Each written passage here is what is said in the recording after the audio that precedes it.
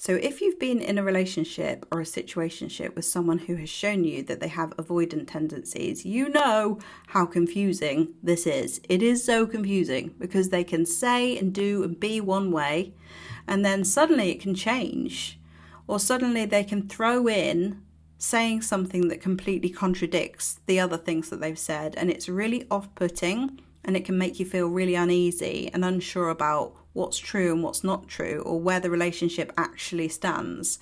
So in this video, we're going to talk about what an avoidant might say if they could be honest. Because the thing is, often they actually don't know that they're being dishonest, because they're operating from survival strategies that are there to keep themselves feeling safe and to avoid feeling too vulnerable. So for example, if you've been in a relationship for a while and things seem to have been going well, there's been no conflict, it seems like everything's okay, and then suddenly they say something like, I don't think this is working and I've got to leave. This happens sometimes with them because they have been so afraid to tell you what they really think. They are so afraid of conflict. They are scared of your reaction. So they actually just don't say it. They keep it to themselves because they think that it's going to hurt you. They don't know what to do or say if it does hurt you. And they find these intimate conversations where you repair things together, or you talk about something that's difficult together so that you can fix it, which is what the benefit of communication actually is. They can't do that. They find it too overwhelming. So sometimes they just keep it to themselves, and then they shut down and they disappear. This is like worst case scenario. And they do that simply because if they were honest, if they could be really honest, they are afraid of having those conversations because they are scared of hurting you. They are scared of what it might mean to them. They're actually scared of you leaving them as a result of them bringing their true feelings about something they're finding difficult in the relationship to the surface. So that's one of the really, really frustrating things, because you might say to them, I wish you just told me. If you told me, I could have worked on that. If you had told me, we could have repaired this together. If you told me, I would have listened. But they haven't had that experience in the past, so they don't know that that's an option. So that's like worst case scenario. They might also say things like, you're perfect for me. I love everything about you. And then have a backhanded thing saying something like, you're too good for me. And what they might say if they were being really honest is, deep down, I think that you're going to leave me, and I think that you're going to find someone who is better than me, because they have this shame wound. They have this feeling that they're not good enough, and they have to protect themselves by saying things like, I think that you're going to find someone better than me, or I don't deserve you, because they're almost trying to cover their own back before you disappoint them. They also have this fear of engulfment, which sometimes manifests as them getting bored in relationships.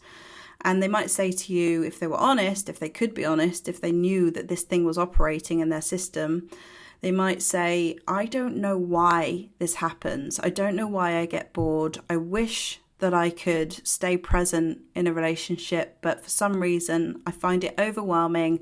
I think I'm going to lose myself. So what I usually do is I find myself getting distracted, my eyes are wandering, and I don't know why I do it, and I feel awful about it.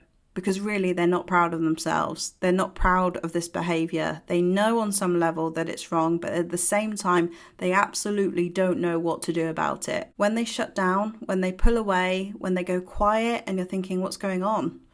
Has something happened? Should I talk to them? Should I say anything? Maybe they should reach out to me.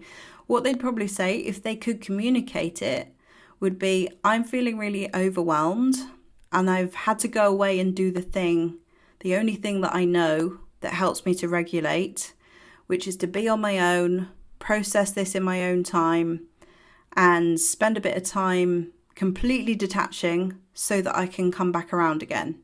And if only they could communicate this, you'd probably be able to go, okay, that makes sense. And it would calm your anxiety, and they would be able to have a bit of space to be able to process things in their own way. But unfortunately, a lot of the time, they don't know how to do this because they're scared, again, of disappointing you. You see, the common thing with all of these things is that they are afraid of rejection. They're also afraid of abandonment. And it manifests in all of these coping strategies that pull them back, shut them down, make them disappear, make them feel bored, make them feel like they don't know how to be in a relationship. If they were honest, they might say things to you like, I've never been able to stay present in a relationship and I don't know why. The thing is that when an avoidant starts to become aware that they are avoidant, then they're better able to communicate these things. And it takes time at first. It takes them really consciously understanding their own patterns and their own nervous system wiring. And until they have an interest in that, they are not able to communicate it, which makes it impossible for you to have a relationship with someone not showing you the truth of who they are. And it's a massive risk because you could experience this horrible thing where they suddenly disappear. They just feel too overwhelmed, almost like it completely hijacks them.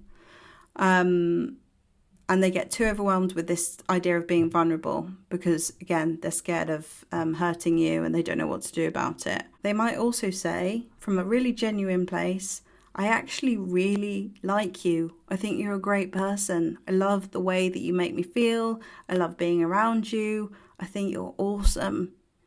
But yet, I don't know why I can't stay, because they haven't addressed a lot of the time these feelings that make them feel engulfed and overwhelmed, and it just feels like too much. So if they were honest, if they could be honest, this is the kind of thing that they would tell you.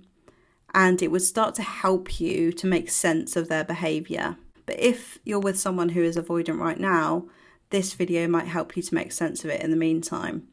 In an ideal world, they'll recognise it and then they'll be able to communicate. If you think about how hard it is for you, you're someone who's probably done loads of work on yourself and you know how hard it is to change. You know how hard it is to adapt. You know how hard it is to not do the coping strategies that you've done all your life.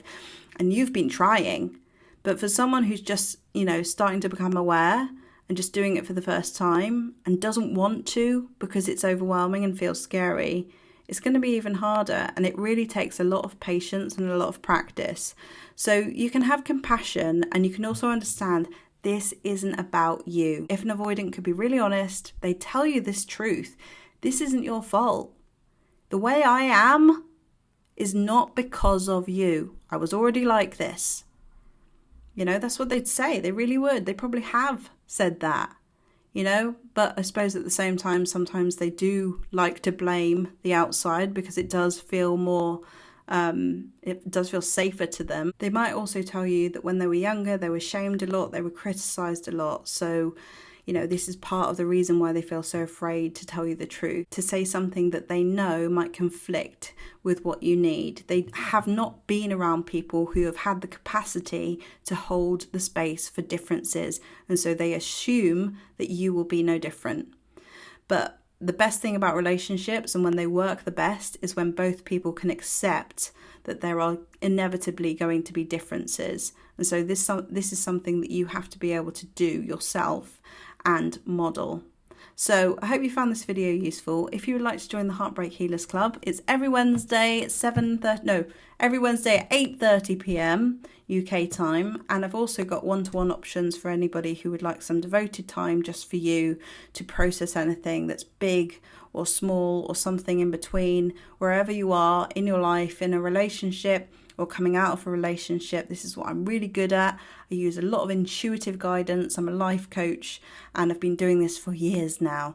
So if you'd like any more information about what I do, you can find all of the information on my website, and I'll see you in the next video.